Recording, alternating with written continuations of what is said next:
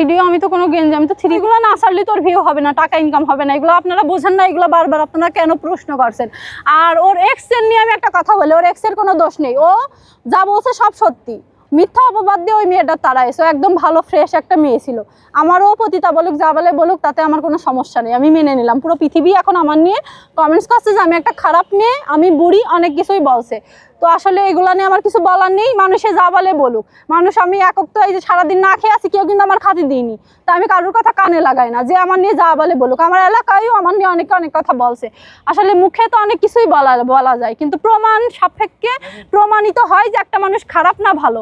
তো যারা আমার নিয়ে বাজে কথা বলছে, মন্তব্য করছে, তাদেরকে নিয়ে বলছি তারা আসলে প্রমাণ দিক, যে আমার নিয়ে যেগুলো বলছে এগুলো প্রমাণ দিক। আর তার এক্সের নিয়ে আর একটা কথা বলবো, আসলেই ভালো ছিল, সংসার করতে চাইছিল, ওই ছেড়ে দিয়েছে। এখন আমি সংসার করতে চাচ্ছি, এই দেখেন আমি আজকে কোথায় দাঁড়ায় আছি, তুরাগ থানার সামনে। আমার এখানে কিন্তু আজকে থাকার কথা না, তা আমি বাধ্যতামূলক এখানে আসছি।